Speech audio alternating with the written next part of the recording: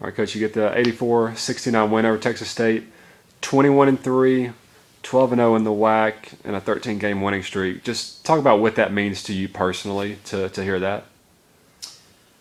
I'm proud of my kids, and our staff. They've done a great job. They continue to work and overcome adversity and bring their hard hat every day to practice. As practices have continued to get better and better, I think that we've continued to improve. So there has been carryover, and just proud of where we're at. We do have a ways to go, though. And general thoughts on the game. Came out of the start, kind of a slow start, but you end the first half on a 15-2 run and take the 7-point lead into halftime, and came out with a lot of energy in the second half with a 10-1 run and kind of put the game away a little bit there and stretched it out. Yeah, I thought Texas State was really good the way they started the game, attacking our press, and I thought their zone gave us problems, and they forced us to shoot jump shots, and unfortunately we couldn't convert. We had problems there. But I thought that our defensive intensity coming out of the locker room in the second half was as good as it's been, as good as it needs to be for 40 minutes a game. We continue to strive for that consistency. But the way we started the second half really gave us a boost, and it was enough to spread it out a little bit. All right, you had a couple forwards that kind of had a career night tonight with Isaiah Massey and Chris Anderson. Just talk about their play tonight and just their maturation as young players in this program. Well, Isaiah Massey, it's funny. He's an older redshirt freshman, a kid that's come off. He's had 3 ACL surgeries, and he's continuing to learn how to trust his knee and his body.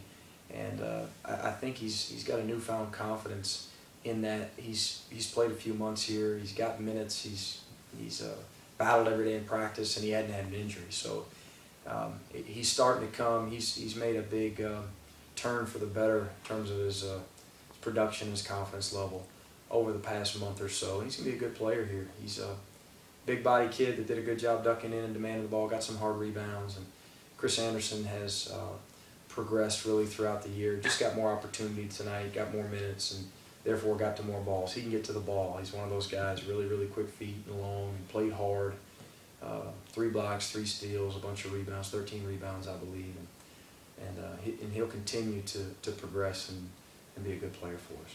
And you always talk about how y'all are such a streaky shooting team. First half, shot the ball about 39%. Second half, come out, shoot over 50%. It's kind of crazy how this team just all of a sudden just gets hot, from the perimeter. Yeah. And kind of just takes the game over. It's infectious. If you can figure out why, let me know, Kane. We're just that's what we are. We're just streaky. We can reel off a few in a row, and sometimes we have long dry spells. But it's not surprising because that's what we see every day, and we realize that that's a weakness, and we have to overcome that weakness by being really good on the other end. All right, now, just as a good luck charm, I'll bring up the free throws. Again, you shoot 18 of 20 from the free throw line for 90%. Yeah. I don't know. It's probably a stat that most people may not look at because they want to see what you shoot from 3 and from the field. But I mean, those free throws, it's huge. Yeah. Yeah.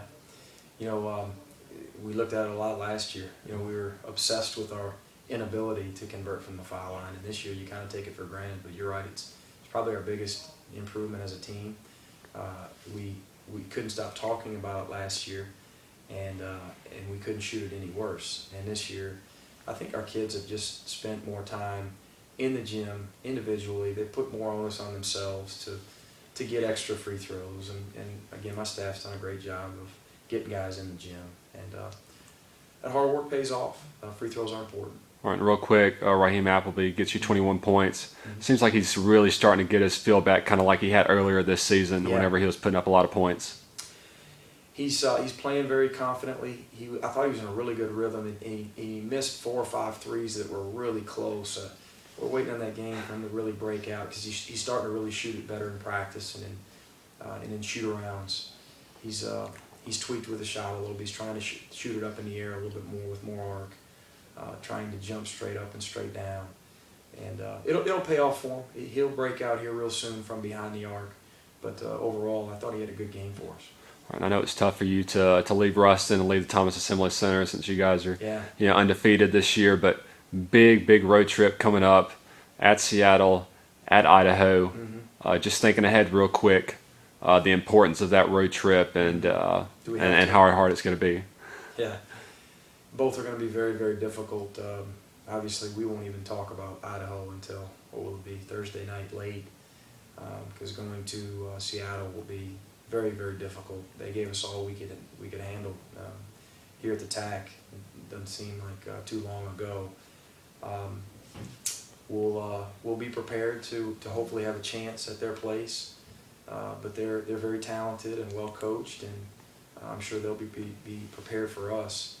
And then we'll take it from there. Hopefully at Seattle Thursday night we have a chance late. That's all we can ask for.